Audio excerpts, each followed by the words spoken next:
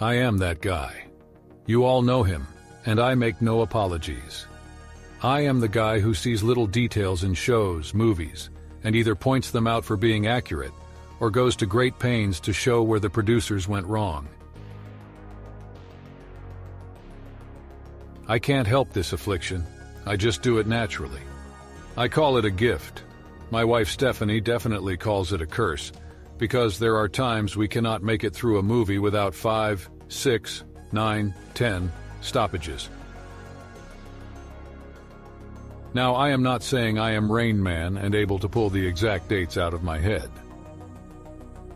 Instead, I get a feeling when I watch things, and research leads me to what caused the trigger. For example, in the movie Walk the Line, Johnny Cash is shown in an office in Germany. In the background is an R390 receiver, the same type of receiver he would have used in the Air Force Security Service, where he was a Morse code operator intercepting Soviet transmissions, although it would have never been mounted like that. Just having that, there is a great level of attention to detail, and I have to wonder, was it intentional, or did they luck into it? Now that you understand where I am going with this, let's jump ahead to November 6, 1983, in Hawkins, Indiana. It's a Sunday night, confirmed by Knight Rider being on TV when Mike's dad is tuning it. I would love to know if this is Season 2 Kit the Cat, which aired that night, and Mike's mom saying it was a school night. But downstairs, a fateful game is taking place. There is even a poster from John Carpenter's The Thing in the background, which came out June 25, 1982, so it works. See? Incredible attention to detail. That is, until you take a closer look at the D&D game and realize the Demogorgon miniature used in their game was not sculpted until 1984.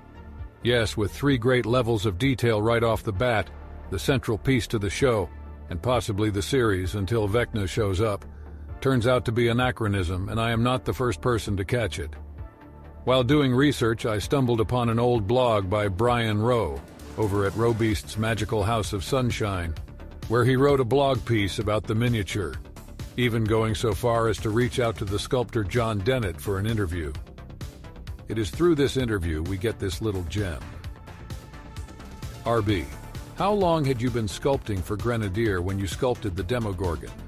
JD, I began working as a freelance sculptor for Grenadier models in 1982, and after a few months was offered a full-time position at the company sometime in the early autumn, as I recall. The Demogorgon was sculpted in 1984 and released within weeks of my completing it. That was pretty much the way things moved at the company. Soon as the sculpture was finished, it went to the mold maker, and usually within a day or two was spun for initial casting. There you have it, straight from the sculptor's mouth. The miniature is being used too early. Now, without getting into spoilers, this has huge implications on the show, as the Demogorgon is a key feature.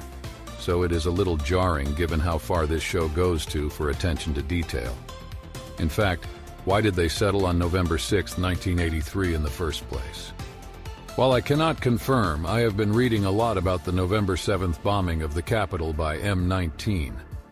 Considering the covert nature of the lab in Hawkins, could this have been one of the original pitches, as they try to tie world events to there? Please remember to hit like and subscribe if you enjoy this type of content. I have debated on doing a live reaction series to Stranger Things and letting everyone know how I believe it ties to my life personally. Your feedback will help me decide if I move forward. Thank you, and cheers.